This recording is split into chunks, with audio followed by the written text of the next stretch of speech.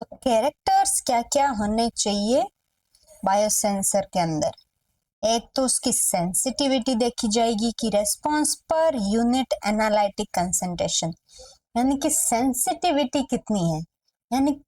कोई भी सैंपल है, इतना इतना सैंपल है, उसमें से यदि 100 100 का कंसंट्रेशन है, आप एक मतलब डिजिट रखे माइंड में, 100 में से यदि 99 चीजें कुछ और है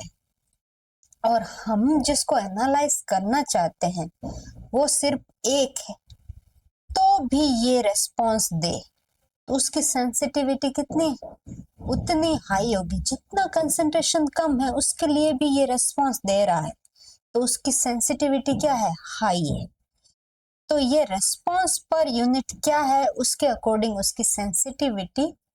तय की जाती है या डिफाइन की जाती है।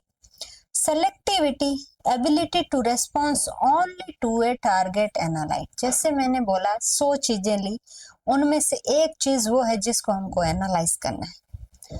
और वो उसी को रेस्पॉन्स दे रहा है, या फिर हम 100 में से 20 चीज ऐसी ली जो एनालाइज करनी है तभी रेस्पॉन्स दे रहा है, 20 से कम होते ही वो रेस्पॉन्स नहीं दे रहा है। यानी कि इसकी सेलेक्टिविटी थोड़ी, कितना परसेंटेज क्या हो गया सेलेक्टिविटी का, 20, 100 में से 20 को ये रेस्पॉन्स दे रहा है, तो 20 है 100 में से, तो इसका रेस्पॉन्स क्या है 80 का, मतलब 80 को छोड़ने का, ये इतना, मतलब 16% ये रेस्पॉन्स दे रहा है। सॉरी, 16% नहीं दे पा रहा है, बाकी सारे परसेंटेज में ये दे पा रहा है, यानी कि 86% इसकी रेस्पॉन्स सेंसिटिविटी है। फिर है कि रेंज क्या है, कंसंट्रेशन रेंज क्या है गुड सेंसिटिविटी, यानी कि जैसे मैंने 100 का डिजिट लिया, आपको पता है, तो 10 से लेके 20 यदि उसमें कंपोनेंट ऐसे हैं जो इसके अंडर आते हैं, यानी कि एक है तो भी वो रेस्पॉन्स दे रहा है, 100 तक भी दे रहा है, 100 से ऊपर होते ही ओवरलोड हो रहा है,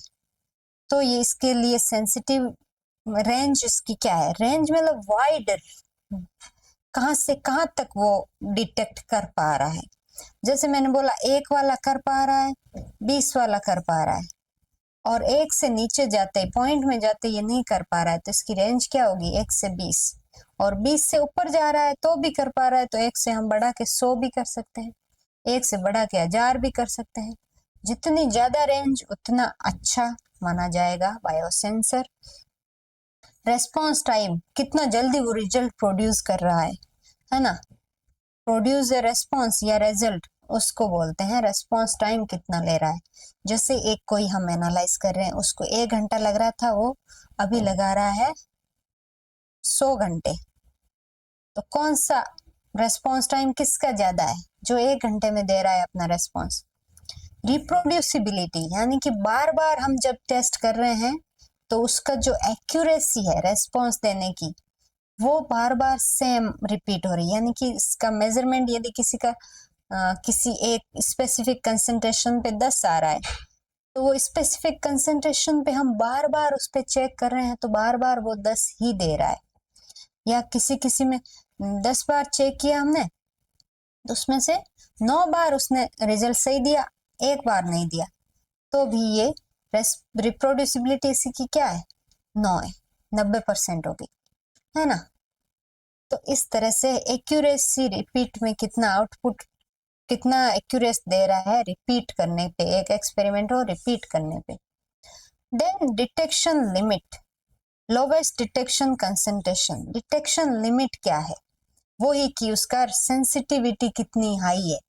इनकी छोटे से चीज के लिए भी वो रेस्पॉन्स दे रहा है, यानी कि उसका डिटेक्शन लिमिट क्या है, हाई है, यानी कि वो लिमिट से, लिमिट उसका हाई है, मीन्स कि वो बहुत कम ऐसी लिमिट रख रहा है जिसपे वो डिटेक्ट नहीं कर रहा है। लाइफ टाइम, यानी कि वो कब तक सेम, जैसे ये रिप्रोड्यूसिबिलिटी है, हमने बार बार एक्सपेरिमेंट किया और उसी एक दिन किया, आज के आज, तो आज के आज तो दे रहा है वो, बट ये रेस्पॉन्स ये 10 दिन देगा ओनली, फिर ये खराब हो जाता है, तो ये लाइफ टाइम इसकी क्या हुई, 10 दिन की हुई। यदि वो रेस्पॉन्स और इस रिप्रोड्यूसिबिलिटी पे रेस्पॉन्स ये 100 दिन पे दे रहा है, तो इसकी लाइफ टाइम क्या हुआ, इसका 100 दिन का लाइफ टाइम है इसके पास। ड्यूरेशन ऑफ इफेक्टिव यूज कितने टाइम तक रहता है। स्टेबिलिटी चेंज इन बेसलाइन और सेंसिटिविटी ओवर टाइम। स्टेबिलिटी ये है कि ओवर टाइम यूज करने पे, जैसे हम 100 दिन तक हमने किसी चीज को यूज किया, उसने 50 दिन तक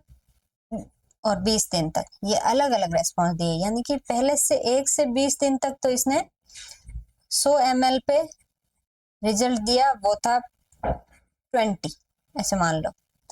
फिर ये 20 से 50 डे पे हमने 100 ml यूज किया, वही सैंपल सेम चीजें, और उसका रिजल्ट अब चेंज होके 18 आ गया है, यानी कि उसकी अब स्टेबिलिटी कम हो रही है धीरे धीरे। जो हमने केमिकल यहाँ यूज किए हैं वो जितने अमाउंट में पहले दिन थे उसमें से चीजें अब धीरे धीरे वो इमोबिलाइजेशन है, कुछ चीजें हट गई हो वहां से, ये भी हो सकता है। Now enzyme based glucose sensor, ये क्या चीज है और बहुत इंपॉर्टेंट चीज है, इसको हम देखेंगे नेक्स्ट क्लास के अंदर। इंपॉर्टेंट है तो नेक्स्ट क्लास में ही देखना चाहिए, अच्छे से देख